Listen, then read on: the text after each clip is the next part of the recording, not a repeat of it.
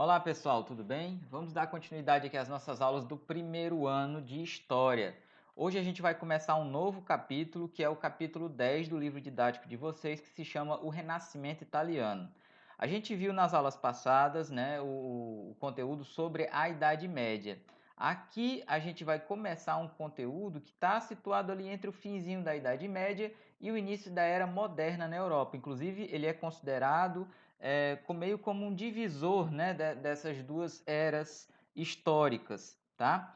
E a gente vai entender o que mudou na sociedade europeia para que até os historiadores vissem essa divisão entre a era medieval e a era moderna que estava se iniciando ali nesse período, tá? A gente vai entender o porquê desse nome Renascimento e por que ele acontece na Itália, tá bom? Então vamos lá, ó. Todo começo de capítulo a gente começa com imagem, lembrando que sempre, como o nosso PDF está partido, então as imagens elas ficam repartidas, tá?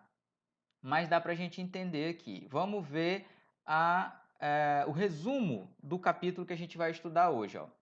No decorrer do século XIV, a sociedade medieval estava em crise e a Europa atravessava um período de grandes transformações culturais, econômicas e políticas. Nesse contexto, teve origem as cidades-estados italianas, um movimento que ficou conhecido como Renascimento. Desse movimento participavam artistas e pensadores que buscavam inspiração nos valores da antiguidade clássica, passaram a exaltar as capacidades humanas e a valorizar a liberdade individual. A principal característica desse período que foi determinado como Renascimento italiano é justamente essa questão de buscar inspiração na antiguidade clássica, que a gente já estudou aqui no primeiro ano, que são os conteúdos de Grécia e Roma. Então, é na história da Grécia e da Roma que os artistas e os pensadores da Itália desse período, né? Lembrando que nesse período não existia um país chamado Itália. Eram várias cidades, estados, cada uma independente, né? Que formavam ali uma comunidade, mas cada uma era independente, certo? Então, esses caras vão buscar inspiração nessa antiguidade clássica, principalmente na Roma antiga. E outra característica também muito importante é a exaltar o ser humano, que era outra coisa que a antiguidade clássica fazia, né? Os gregos e os romanos, eles tinham essa questão de exaltar o ser humano, o que foi um pouco perdido durante a Idade Média, né? Os mais de 1000 anos da Idade Média, em que o cristianismo da Igreja Católica fez com que as pessoas se retraíssem os desejos humanos e pensassem mais na questão espiritual. Aqui, nesse período, eles vão tentar resgatar os valores do ser humano e dizer que o ser humano ele tem grande importância porque ele traz traços divinos também dentro dele. Então não se tratava de negar a religião, né? Não se tratava de negar a religião católica, mas sim de tentar inserir o ser humano dentro das possibilidades divinas e não tirar ele como ele foi retirado durante a Idade Média, tá? Continuando, ó. Os renascentistas consideram o ser humano como o referencial mais importante na busca pela compreensão dos fenômenos do universo. Questionando os dogmas da Igreja, eles afirmavam que as pessoas eram criativas e capazes de produzir novos conhecimentos e de transformar a realidade. Nesta unidade, vamos estudar o Renascimento e entender como seus adeptos lançaram as sementes do racionalismo e do individualismo que marcam as sociedades contemporâneas. Então, nesse período, esses pensadores eles vão buscar muito isso daqui, que é o racionalismo. É tentar se desvencilhar um pouco da ideologia da Idade Média, em que tudo era explicado na questão religiosa. Então, por exemplo, acontecia uma grande catástrofe, é porque Deus quis. Né? Aconteceu a peste negra, é porque Deus quis. Então, tudo era explicado nessa questão divina. Não se buscava questões racionais para tentar se explicar fenômenos da natureza, por exemplo. Tá?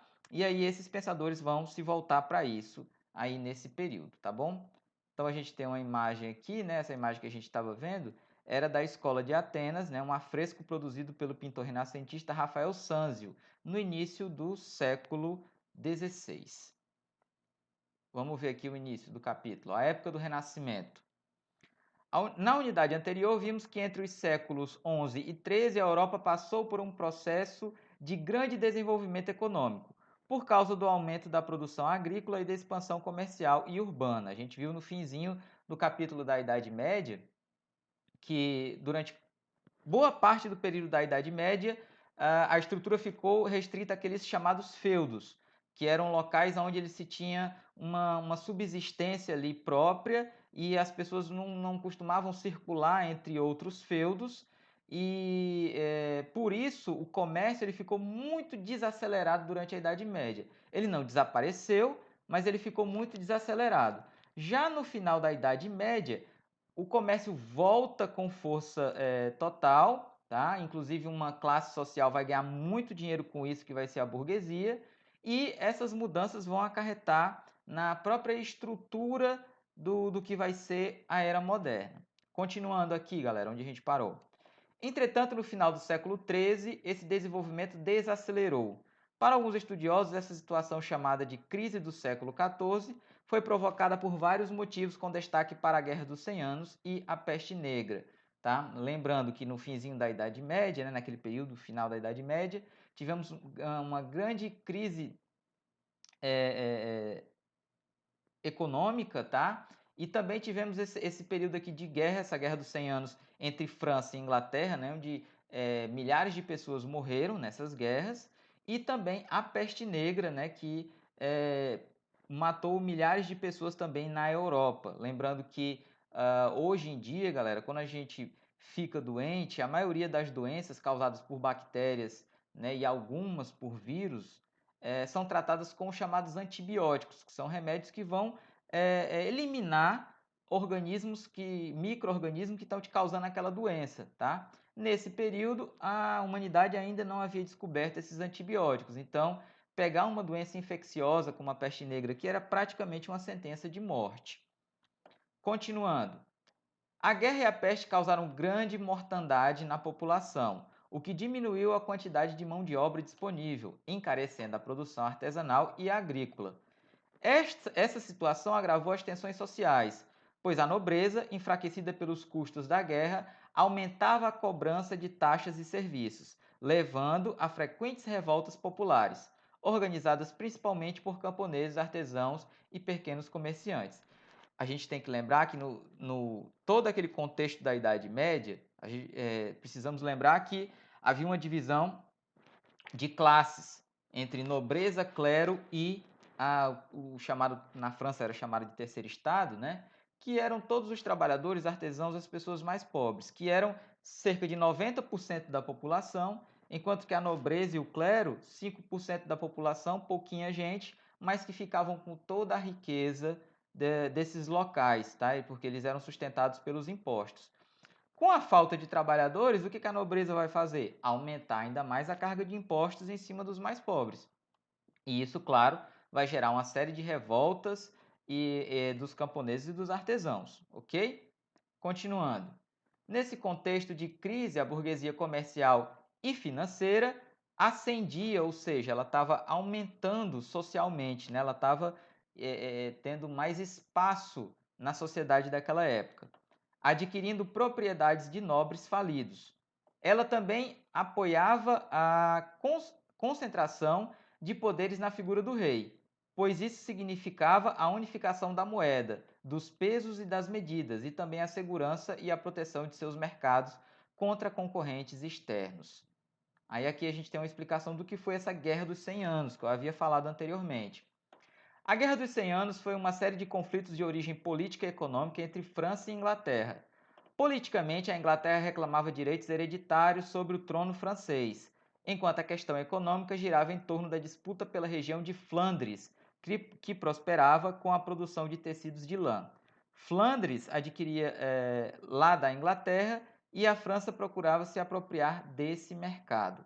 Após o início de grandes vitórias dos ingleses, os franceses conseguiram se reorganizar, derrotando-os. Esse conflito causou grande destruição dos campos cultiváveis, levando à fome, além de ajudar a disseminar a peste pelas aldeias. Do ponto de vista político, sobretudo, Para a França, a guerra contribuiu para enfraquecer a nobreza feudal e aumentar o poder do rei.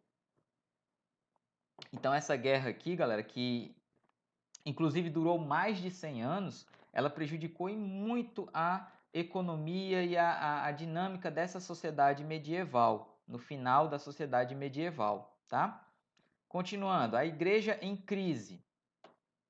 Após a eleição do Papa Clemente V, em 1309, a Cúria Romana se transferiu para a cidade francesa de Avignon, sob a alegação de que Roma era insegura. O que é a Cúria? Né? Toda vida que tem essas palavras sublinhadas em vermelhos, o livro ele explica para a gente o que é. Aí tem aqui a explicação. Na Idade Média, era a corte papal, responsável pela administração dos territórios pontifícios. Vamos lembrar que durante a Idade Média, a igreja ela se tornou a maior dona de terras naquela região que hoje a gente chama de Europa, tá?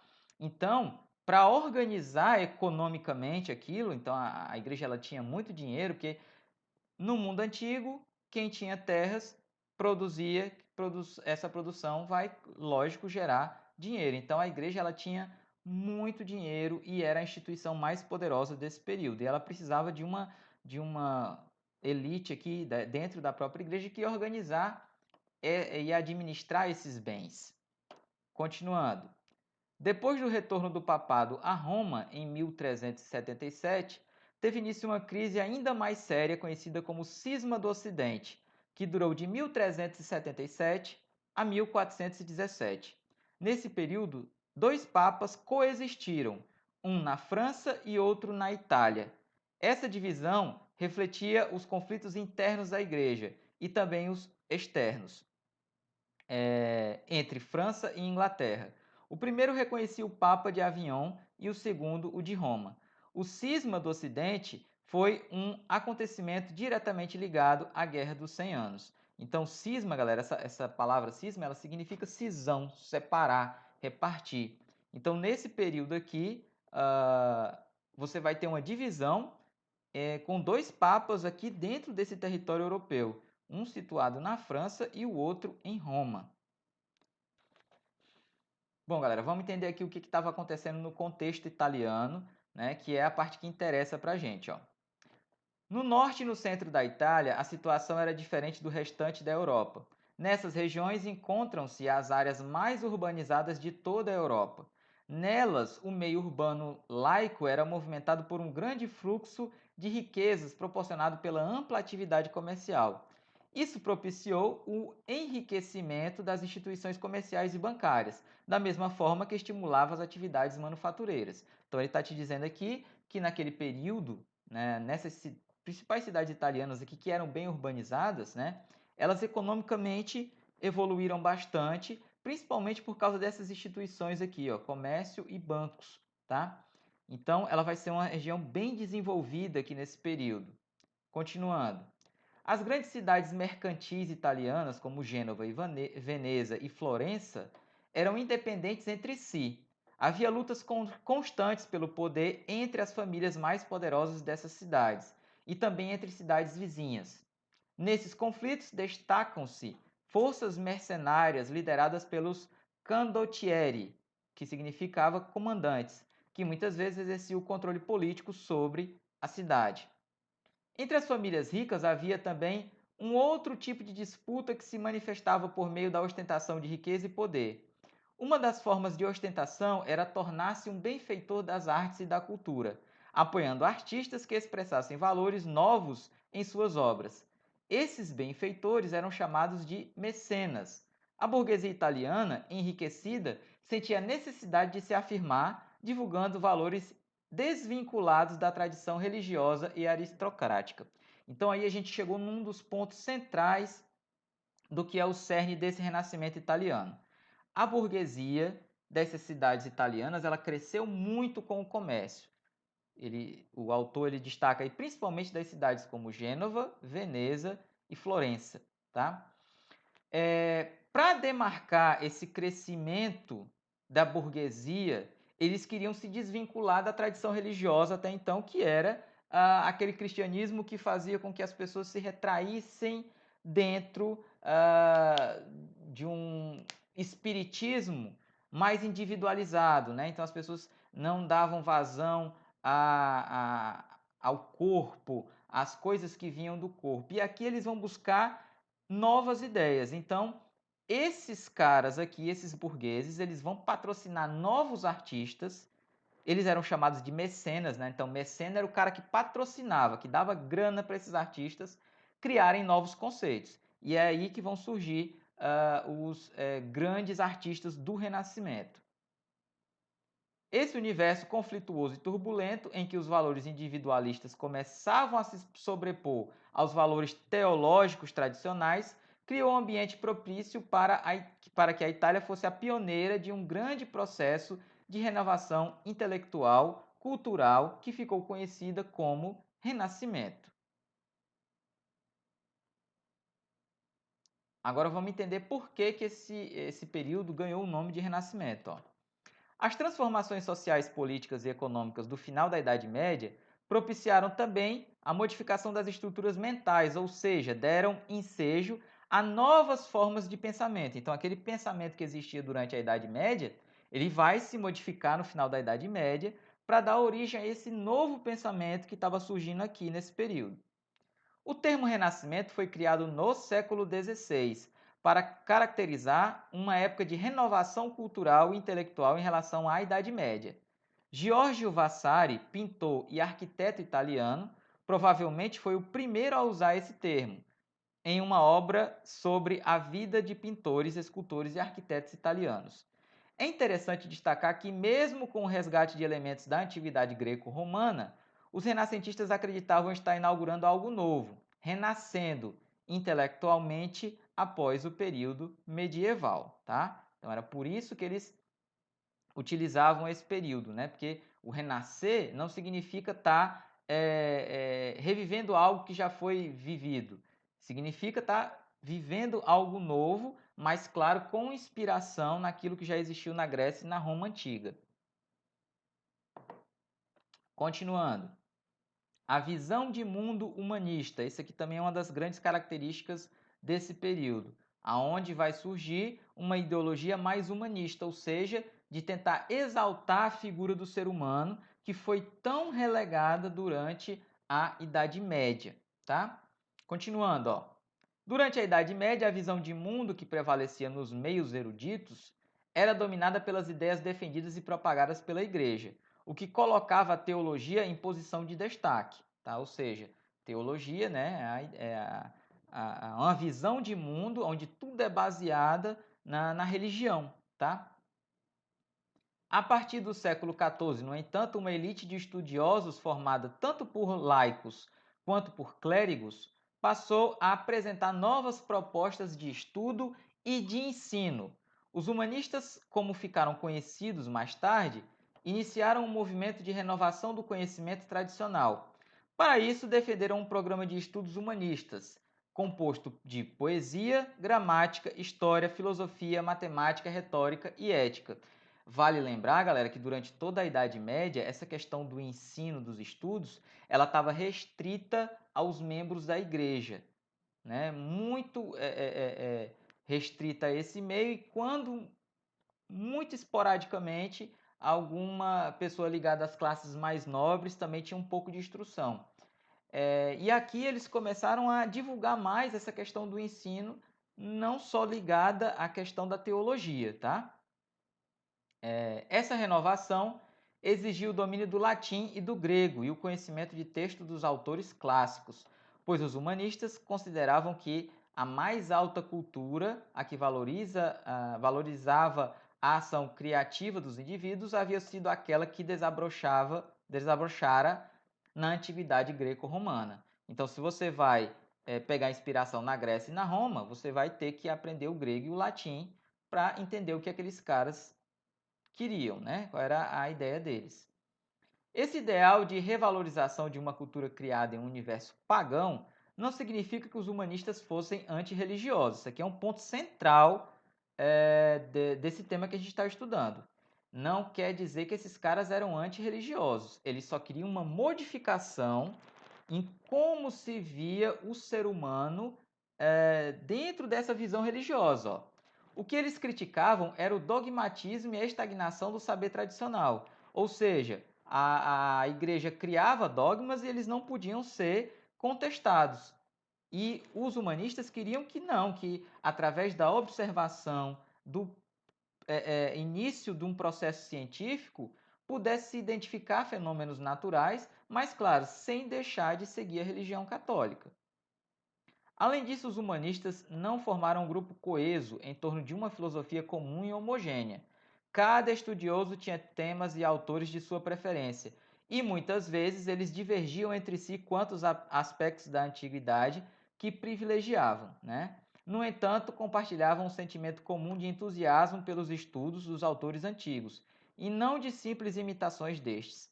Além disso, concordavam com uma ideia de que era necessário e essencial, acima de tudo, o respeito à liberdade de pensamento, pois este era o único modo de garantir a sua originalidade. Então ele está te dizendo aqui, ó, não tinha um pensamento comum nem homogêneo. Então eram vários pensadores que tinham diferenças entre eles. Então eles não seguiam uma linha comum dentro do Renascimento.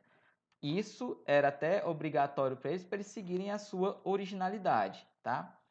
A gente tem aqui uma outra gravura, ó, gravura do século XVII, que representa um humanista observando o céu noturno.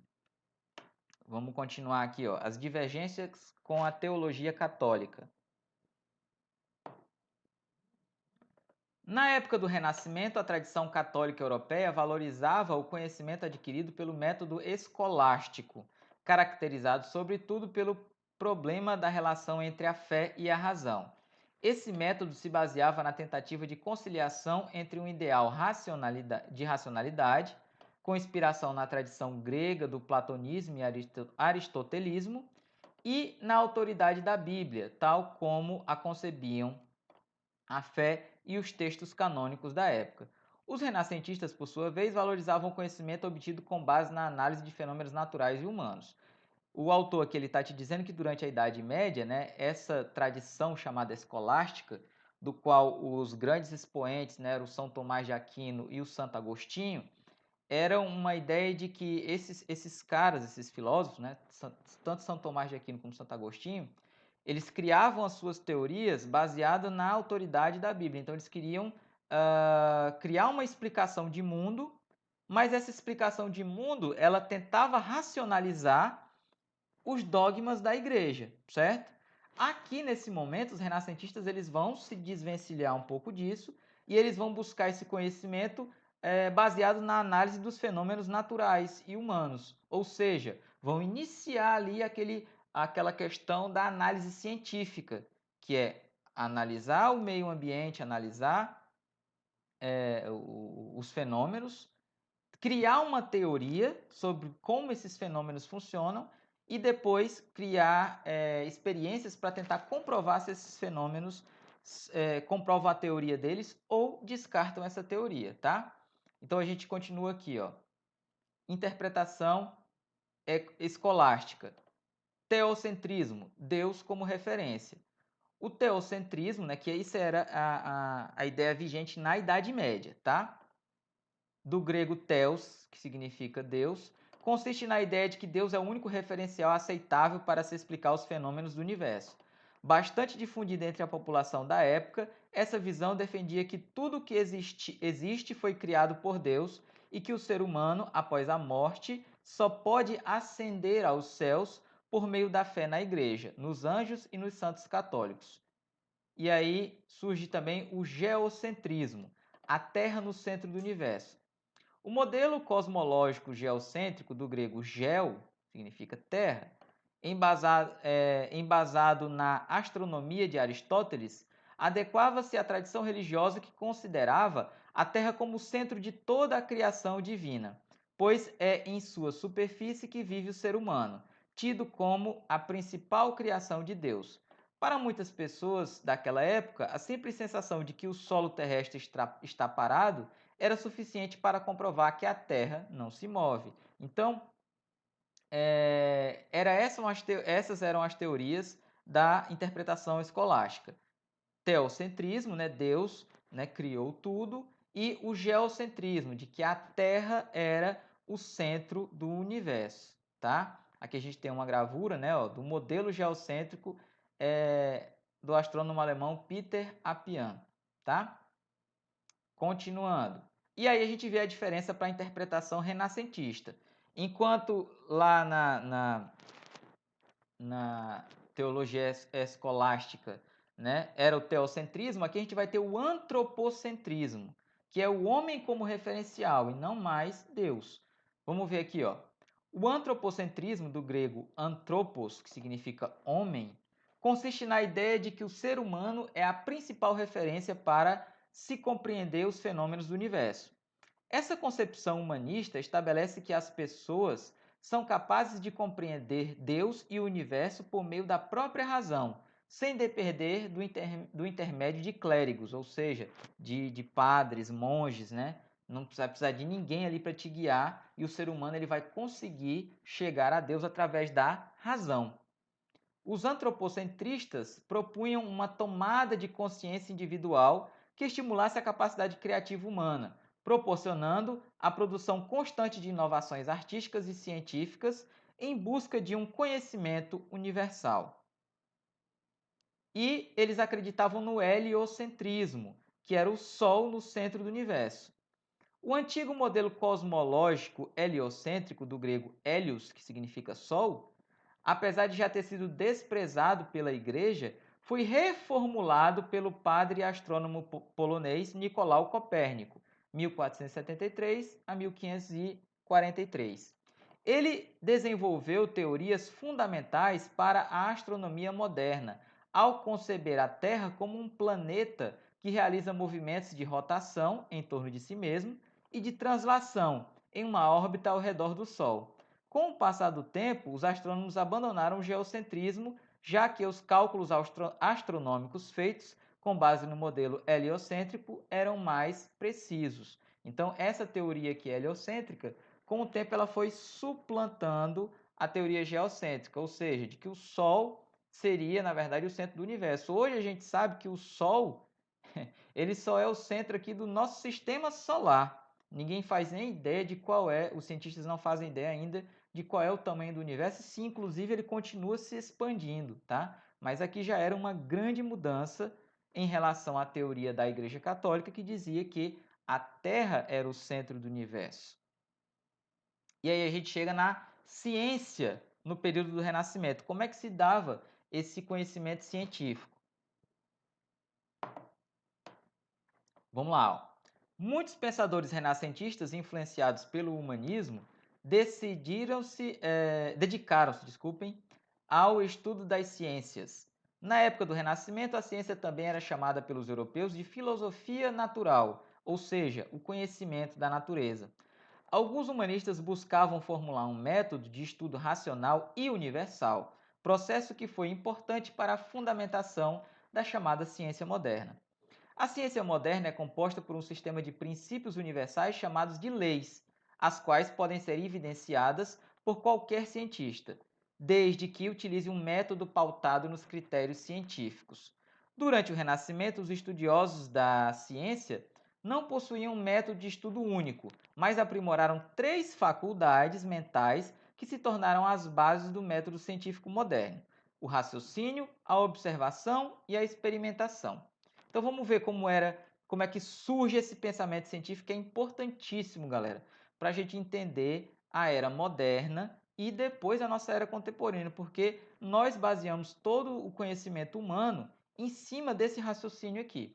Então vamos lá, o primeiro, o raciocínio. Isto é, a capacidade de se obter conclusões com base na razão. Ela era valorizado pelos teólogos católicos desde que permanecesse vinculado à fé. Baseando-se nos escritos dos filósofos da Grécia Antiga, os humanistas introduziram na ciência de sua época o raciocínio expresso em fórmulas matemáticas e projeções geométricas, o que contribuiu para uma gradual dessacralização do mundo, aprimorando dessa maneira o conhecimento da natureza. Então, o raciocínio utilizando a razão e não mais essas questões ligadas à Igreja Católica para tentar explicar os fenômenos da natureza. Observação. Também era valorizado nessa época para os humanistas, mas os humanistas deram um novo estímulo à capacidade humana de observar a natureza ao valorizar a curiosidade, isto é, a vontade de conhecer tudo que ainda é desconhecido. E 3, a experimentação. Consiste na capacidade humana de reproduzir um fenômeno específico, mantendo sempre as mesmas condições ambientais e verificando quais características desse fenômeno se repetem, a fim de estabelecer uma teoria ou lei para seu funcionamento.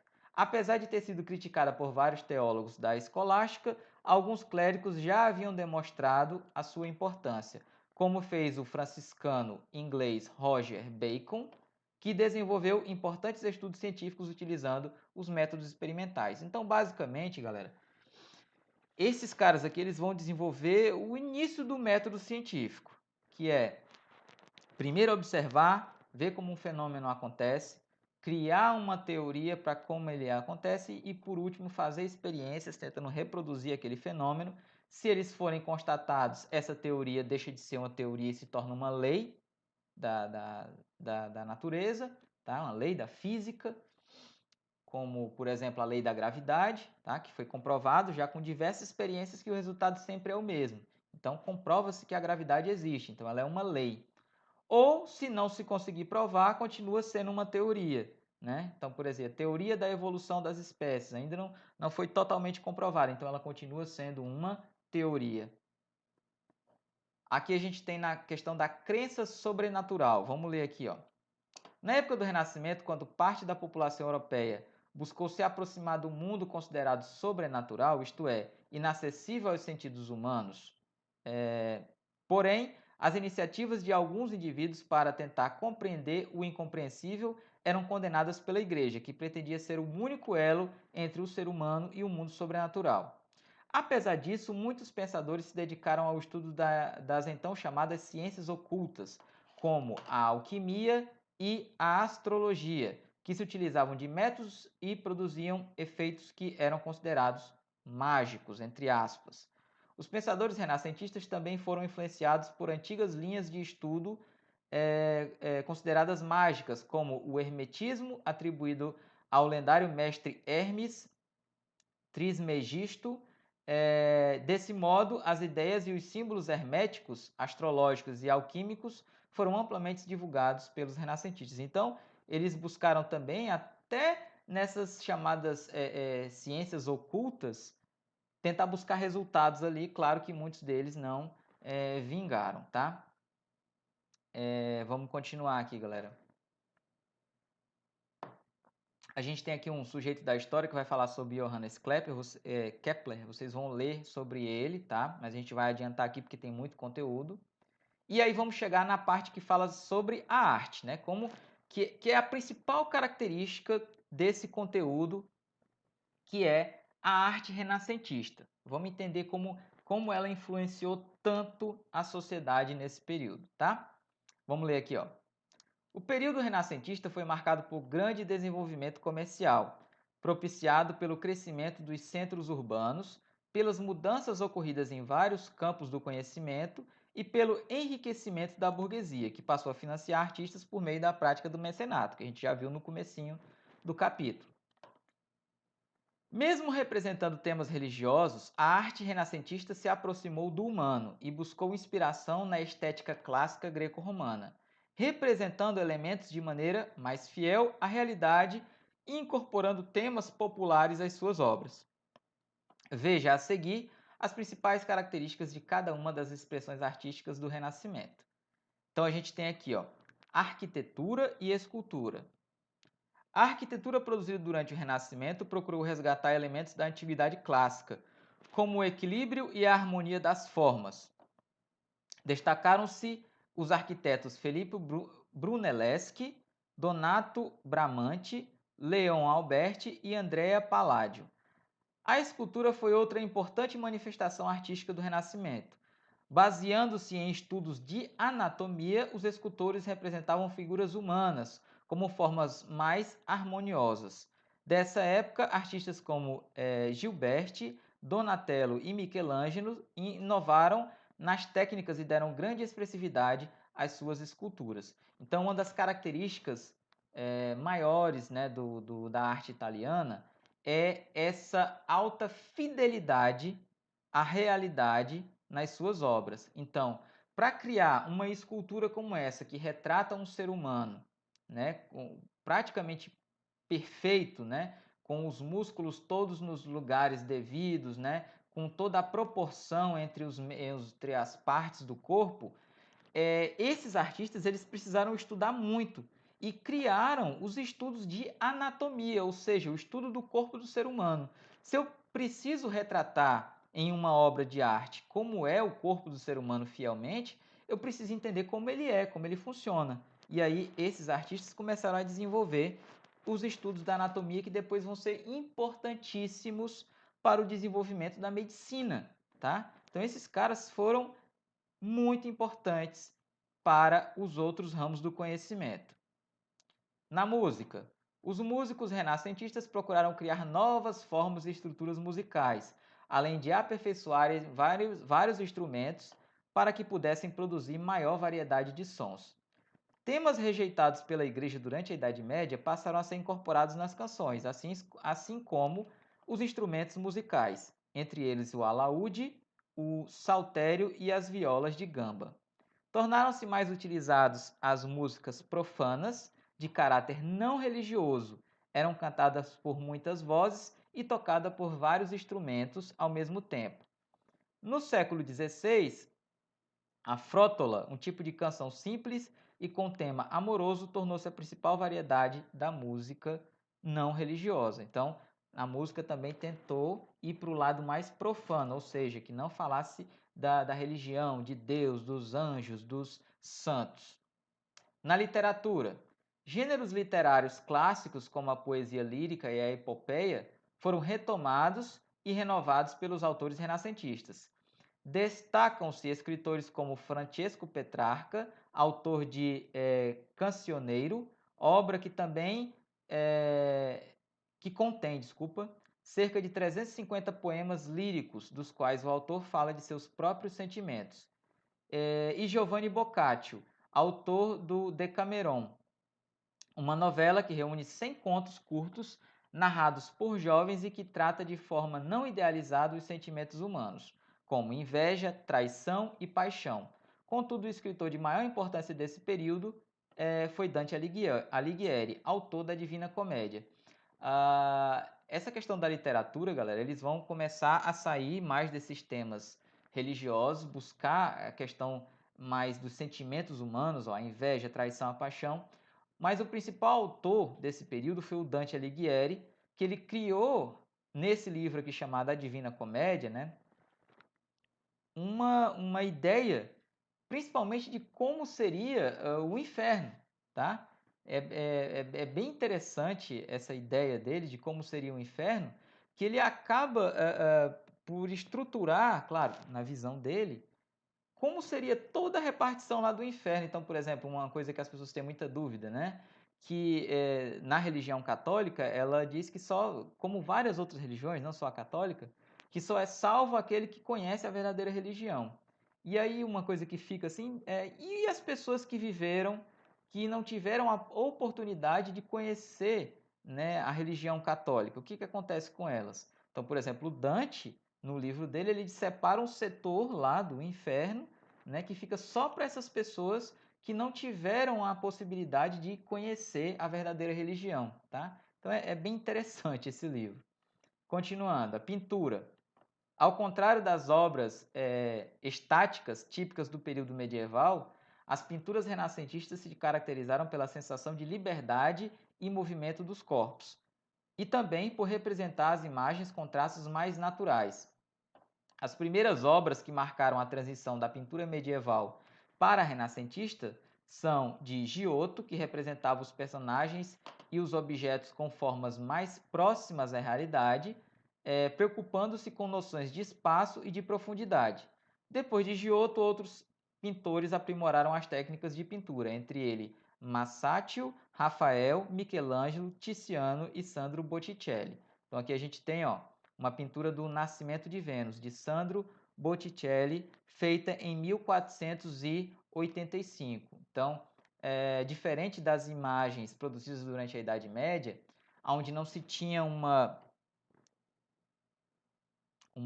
questão de fidelidade com a realidade, os autores, né, os pintores da da Era Moderna, né, do Renascentismo, eles vão buscar a questão do estudo da anatomia, de representar Vênus, né, como uma mulher, então buscar toda essa anatomia e tentar representar a questão da profundidade na imagem. Você consegue ver que não é uma imagem estática, chapada, tá?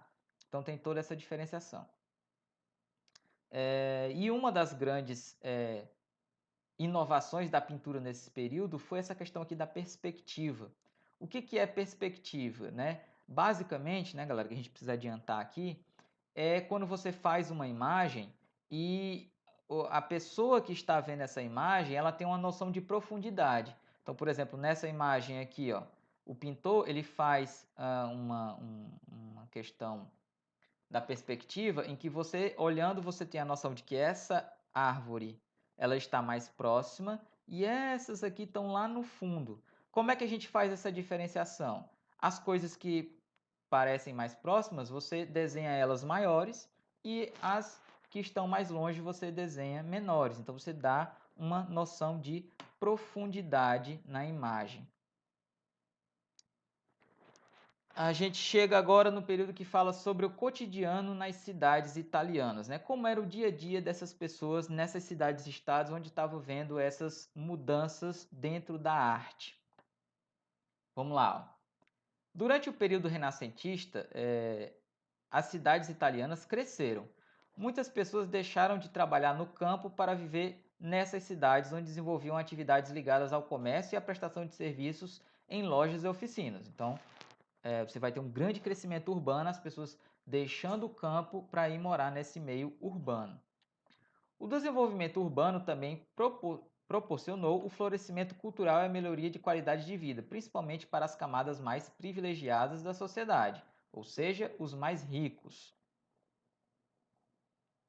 A educação na época renascentista. Nas principais cidades italianas, as escolas geralmente eram frequentadas pelos membros das famílias ricas. Nelas, os alunos aprendiam sobre literatura clássica, matemática, política e boas maneiras, modos de falar, ouvir, comer, vestir-se e portar-se em locais públicos, além de praticar esportes como natação e hipismo.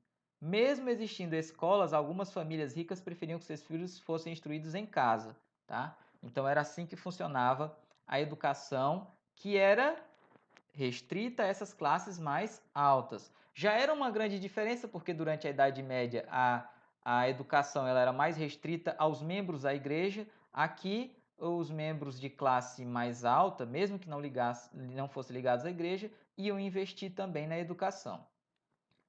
A importância da igreja nesse período. O período renascentista foi marcado por grandes mudanças nas áreas artística, cultural e econômica. Apesar disso, a religião cristã continuou a ter papel de destaque nas cidades e também na área rural.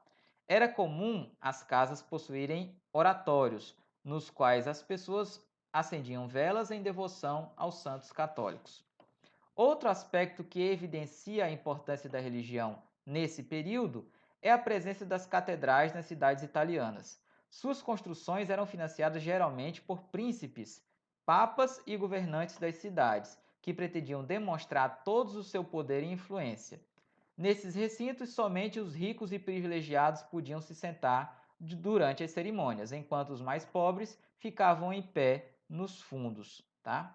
Então, a igreja também, a gente tem que ter bastante essa noção. Apesar de os pensadores renascentistas contestarem a visão da igreja da Idade Média, nesse período aqui vai haver uma mescla entre essa ideia religiosa da igreja e o novo pensamento racionalista trazido por esses pensadores italianos. E o lazer nessas cidades, como é que eles se divertiam? Havia muitas festas e comemorações nas ruas e praças das cidades.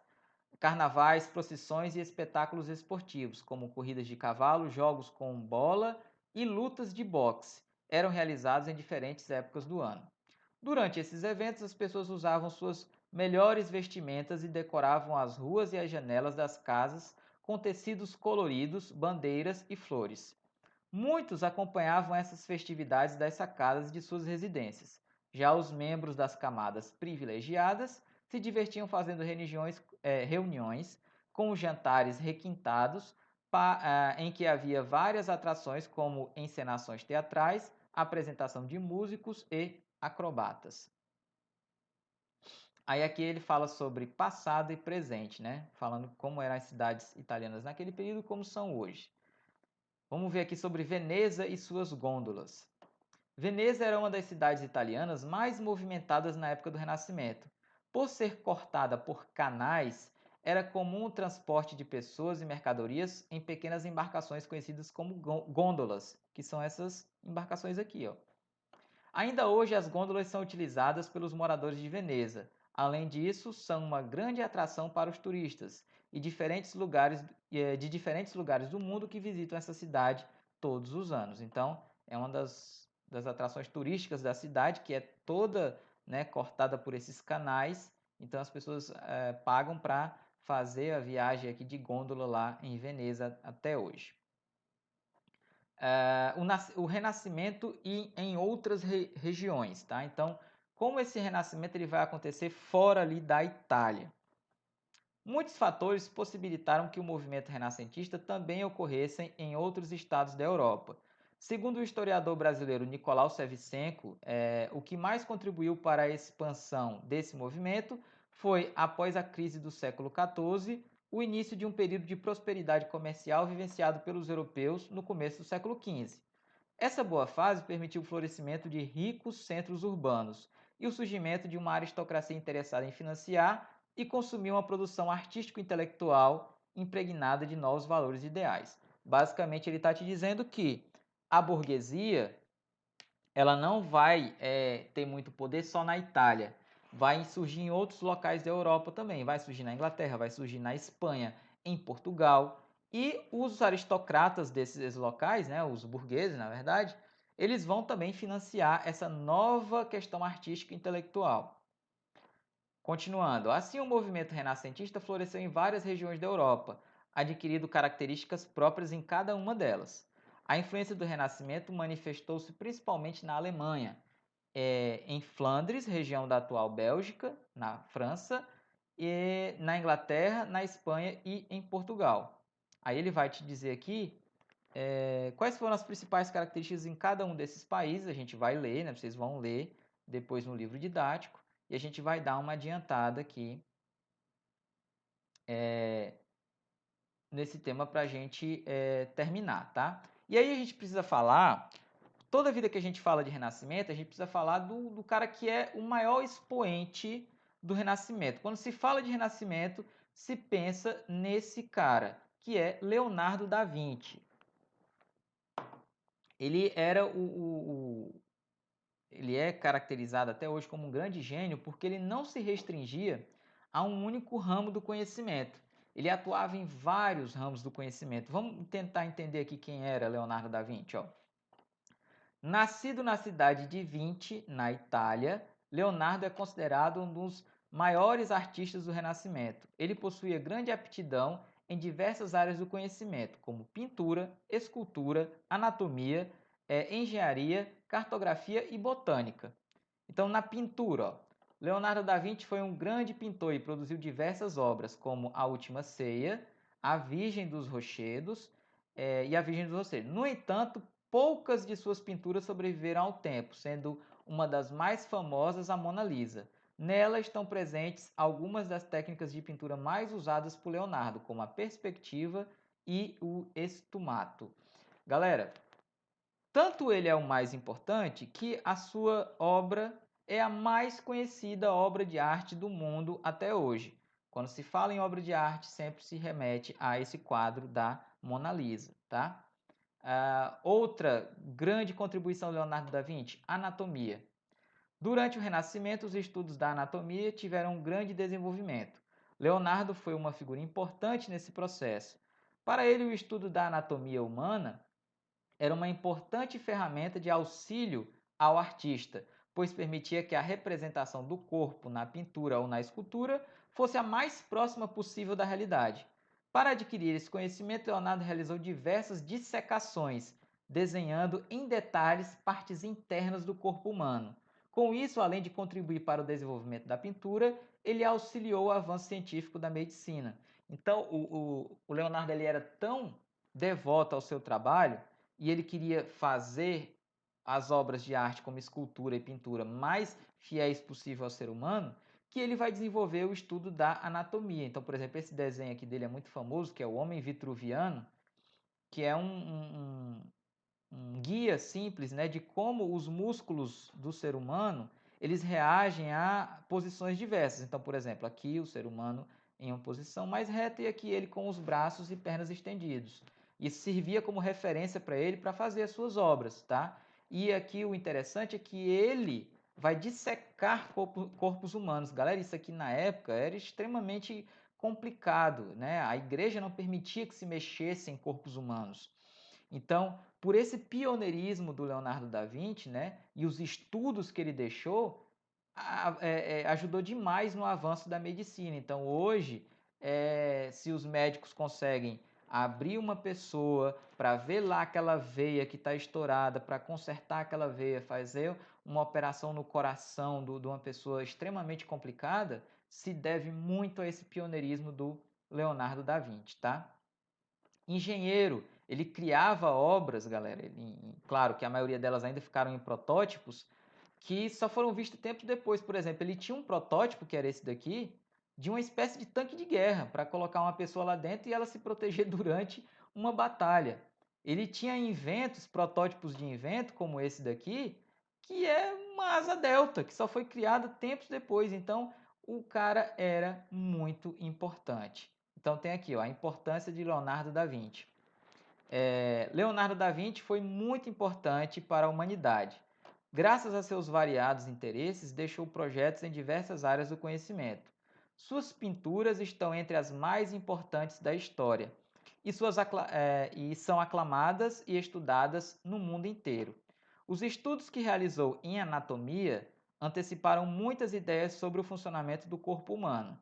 Assim, Leonardo simboliza em todas as suas características o artista completo do Renascimento. Bom, galera, então a gente vai ficar por aqui do conteúdo sobre o Renascimento, tá? O importante é a gente entender que foi um período, né, que demarca o fim da Idade Média, porque ele denota o crescimento da burguesia, que era uma classe social voltada para o comércio, tá? E que ela vai patrocinar uma nova visão de mundo, que era esse humanismo e essa visão antropocêntrica que foi muito estimulada aqui por esses pensadores que eram financiados, claro, pela burguesia, que tinha interesse nessa mudança de visão de mundo, tá? Que vai acontecer entre o final da Idade Média e o começo da Era Moderna, tá bom? Então é isso, galera. Espero que vocês tenham gostado da aula. Leiam o capítulo, estudem, façam a atividade que tem nesse capítulo, tá? E a gente se encontra na próxima aula, tá bom? Então, tchau, pessoal, e até lá.